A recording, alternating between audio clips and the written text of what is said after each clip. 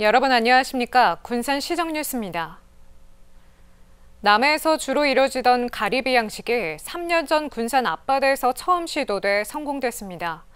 군산시는 방축도의 시범 사업이 끝나면서 김이 대부분이던 서해안 양식업의 대체소득으로 가리비를 보편화할 계획입니다. 군산 방축도의 앞바다. 지름 6cm가량의 조개를 담은 망을 바다 위로 건져 올립니다. 손톱보다 작은 치패를 바다에서 키운 지 반년 만에 이렇게 자랐습니다. 찜과 구이 등 고급 식재료로 사용되는 가리비입니다. 지난 6월 방축도 해역에 시범 양식장을 만들고 60만 마리를 키웠습니다. 이들 가리비는 이달 안에 수협에 위판출하할 계획입니다. 지난 2020년 비안도 30만 마리를 시작으로 이듬해 선유도에서 50만 마리, 올해는 방축도에서 대량 생산 가능성을 확인했습니다. 맛도 좋고 회가 속에 꽉 차 있는 것 같아요. 상품까지 더 좋다고 하는데 한 6cm 정도까지 자랐는데 조만간 이판을 하려고 지금 선별 작업을 하고 있는 중이에요. 아주 맛도 괜찮은 것 같아요. 가리비 양식의 적정 온도는 20도에서 25도. 서해의 수온이 남해보다 낮아 불리하지만 대신 먹이가 되는 식물성 플라크톤이 풍부한 게 장점입니다. 6달 동안 키워 시장에 내놓으면 종폐 가격보다 높은 소득을 올릴 수 있고 비용이 들지 않는 점을 주목하고 있습니다. 특히 황백화와 개병으로 해마다 수확량이 줄고 있는 김양식의 대체 소득이 될 것으로 기대됩니다.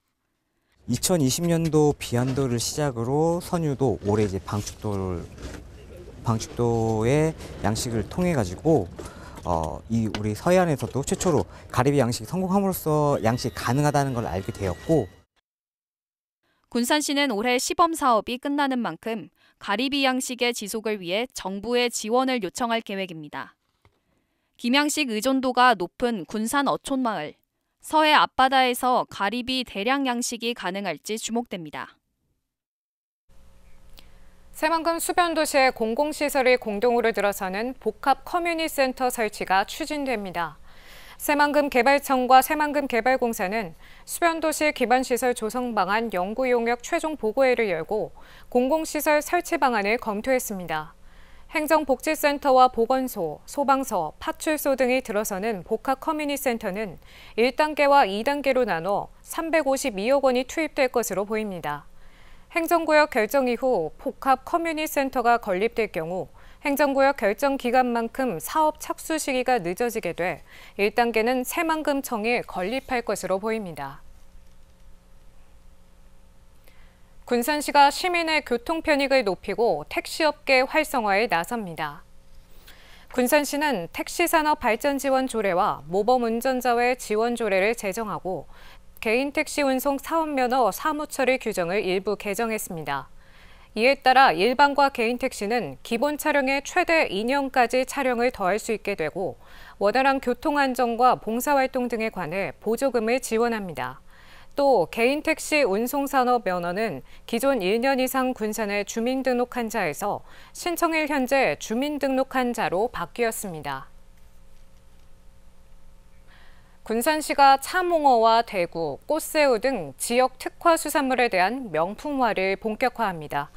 군산시는 수산물센터와 라이브 커머스 영상을 만들어 대전과 경남 지역에 송출하는 등 판매 다각화에 나섰습니다. 또 소셜미디어를 통해 송출한 홍보 영상은 9일 만에 3만 건이 넘게 조회됐습니다. 군산시는 내년에도 외식업계와 연계한 메뉴 개발과 온라인 마케팅 콘텐츠 구축 등에 적극 나설 계획입니다.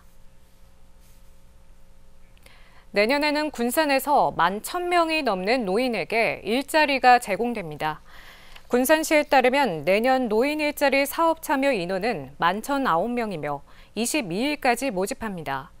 올해보다 1,500명 정도 늘어난 것으로 공익활동 분야는 65세 이상 기초연금 수급자가 참가할 수 있고 사회서비스형은 65세 이상, 시장형과 취업 알선형은 60세 이상이면 가능합니다. 에디슨 모터스가 KGM 커머셜로 이름을 바꿔 내년 하반기 전기버스를 생산합니다. KG 모빌리티는 지난 9월 기업회생 절차를 밟던 에디슨 모터스를 인수해 KGM 커머셜로 이름을 바꿔 내년 하반기부터 공장을 다시 가동할 계획입니다. 내년 전기버스 목표 생산량은 500대로 경남 함양 공장의 연구 인력 40명도 군산으로 옮겨왔습니다. 옛 에디슨 모터스는 250여 명 채용을 계획했지만 실제 고용 인원은 80명에 그쳤습니다.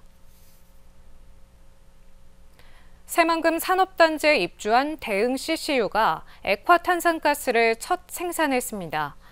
대흥 CCU는 새만금 산당 공장에서 액화탄산가스 초도출하식을 가졌다고 밝혔습니다. 액화탄산가스는 수입에 의존해왔지만 이번 출하로 국내 기업에 안정적으로 공급할 수 있는 길이 열렸습니다. 대흥 CCU는 이산화탄소를 포집해 연간 4만 2천 톤의 산업, 의료, 식음료용 액화탄산과 반도체 공정용 고순도 액화탄산을 생산할 계획입니다. 일제강점기 군산에 만들어진 것으로 추정되는 인공굴 30곳이 확인됐습니다. 군산시는 올해 기초조사를 통해 도심 등에서 인공굴을 확인하고 활용도가 높은 20여 곳을 물리탐사와 내부조사를 진행할 예정입니다. 또 역사적 가치가 확인된 인공굴은 역사 문화자원으로 활용할 계획입니다. 군산 팔마산 산비탈 중턱입니다. 산자락을 타고 내려가다 보면 폭 2m, 길이 15m 크기의 동굴이 모습을 드러냅니다. 동굴 안쪽에는 날카로운 도구로 파낸 흔적이 아직도 선명하게 남아 있습니다. 일제강점기 일제가 통신기지로 활용하기 위해 판 것으로 추정됩니다. 원래는 이 통신대대로 사용하려고 계속 뚫고 있었다가 이제 해방이 되면서 그렇게 사용이 되지 못했다는 제보가 있습니다. 그런데 제일 안쪽까지 가서 보시면은 이게 계속 뚫으려고 했었던 흔적들이 남아 있고요. 군산시는 지난해 군산대에서 이런 비슷한 인공굴이 발견되면서 기초조사를 벌인 결과 도심에서 30곳을 발견했습니다. 월명지구 4곳, 팔마지구 3곳, 미룡지구 17곳, 옥구지구 6곳 등입니다. 군산시는 지역에 이런 동굴이 더 있을 것으로 보고 있습니다. 아직 제보는 받았지만 그리고 저희가 있을 것으로 추정은 하지만 가보지 못하는 곳들도 있어서 저희 생각으로는 한 50여 기 이상이 지금 군산에 남아있을 것이라고 생각이 되고요. 인공굴은 태평양 전쟁이 일어난 이후 1944년부터 1945년 사이인 일제강점기에 판 것으로 추정됩니다. 일제가 군산을 전쟁 전초기지로 삼기 위한 곳으로 대부분 탄약을 보관하기 위한 무기고나 폭격을 피하려고 만든 방공호로 추정됩니다. 군산시는 인공굴이 더 있을 것으로 보고 있지만 상당수가 무너지거나 개발로 사라진 상황. 활용도가 높을 것으로 추정되는 20여 곳은 물리탐사와 내부조사를 통해 역사적 가치를 확인하고 문화유산 등록을 추진할 예정입니다. 앞으로 지표 물리탐사 및 추가 조사를 통해서 자료를 확보한 후에 문화유산적 가치가 있는 인공굴은 문화유산으로 지정을 하고 그다음에 관리를 진행할 예정입니다. 말로만 떠돌던 군산의 인공굴. 아픈 역사를 담은 흔적이 발견되면서 역사교육의 장으로 삼아야 한다는 목소리가 높습니다. 군산 인공암벽장에 국제규격의 볼더리장이 만들어졌습니다. 군산시에 따르면 리드벽과 스피드벽이 있지만 그동안 볼더리장 시설이 없어 대회 유치에 어려움이 있었습니다. 이번에 12억 5천만 원을 들여 국제규격의 볼더리장을 조성하면서 전국에서 300명이 유치하는 볼더링 대회를 유치했습니다. 볼더링은 로프 없이 바위 덩이를 오르는 암벽 등반의 한 종목입니다. 전북도가 군산의 5개 상품에 대해 도지사 인증 상품으로 신규 선정했습니다. 선정된 상품은 군산 아리울수산 사랑의 황금박대와 나인팜스 새만금 청실한돈, 옹고집 영농조합법인 호박보리된장, 내고향 시푸드 김초로의 계곡가든 간장게장 등 4곳이 재인증됐습니다.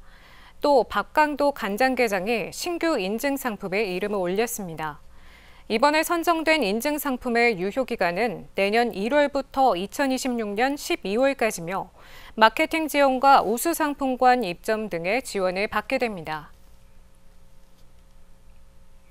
군산 선교의 개척자인 정킨 선교사와 미국 남장로교 선교사들이 인천과 군산 구암동을 오가던 자리에 선교 기념탑이 세워집니다.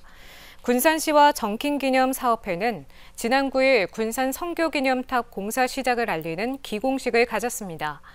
기념탑은 선교사들이 타고 다녔던 배 모양으로 1.4제곱미터 부지에 6억 1,700만 원을 들여 내년 5월 완공할 예정입니다. 한편 정킨기념사업회가 선교사들의 업적을 재조명하기 위해 추진하는 선교 역사관은 내년 1월에 착공할 예정입니다. 군산 나운동의 르락과 금강도서관이 우수 건물로 선정됐습니다. 군산시는 제6회 건축문화상의 우수건물 일반 분야 금상에 나운동의 르락과 공공분야 금상의 조총동 금강도서관을 선정해 시상했습니다. 이들 건물은 특색 있는 건축물로 도시경관과 건축문화의 질을 향상시켰다는 평가를 받았습니다. 군산 건축문화상은 지난 2011년부터 경년제로 시행해 오고 있으며 올해는 일반 분야 5점과 공공 분야 4점 등 모두 9점이 접수됐습니다. 군산시가 사랑의 열매 대상 시민참여단체 부문에서 희망장을 받았습니다. 사랑의 열매 대상은 사회복지공동모금회에서 나눔문화 확산에 기여한 개인과 단체에 시상하는 겁니다. 군산시는 기업기부 활성화와 착한 가게 확산, 공무원 착한 일터 참여 등 나눔문화 확산을 위해 앞장선 공로를 인정받아 도내에서 유일하게 희망장을 수상받았습니다. 군산시가 6.25 참전 유공자에 대한 화랑무공 훈장 전수식을 가졌습니다. 이번 전수식에는 고 이정일 국가유공자 유가족 5명과 고 문재훈 국가유공자 유가족 3명이 참석했습니다. 강임준 시장은 유가족에게 훈장증, 훈장, 기념패를 전달하고 감사 인사를 전했습니다. 한편 시는 6.25 전쟁 무공훈장 주인공 찾기 캠페인을 통해 8명의 참전 유공자와 유족에게 훈장을 전수했습니다. 다음은 읍면동 소식입니다. 군산대 정문원룸협의회가 어려운 이웃을 위한 사업에 사용해달라며 나운삼동에 성금 100만 원을 기탁했습니다. 군산대 정문원룸협의회는 군산대 정문 일대 소재 원룸 관계자들로 구성된 단체로 매년 성금 기탁을 통해 이웃사랑을 실천하고 있습니다. 옥도면 지역사회보장협의체가 따뜻한 겨울나기를 위한 온정을 펼쳤습니다. 이번 나눔을 통해 동절기 한파에 취약한 관내 저소득 22세대에게 315만 원 상당의 난방용품이 전달됐습니다.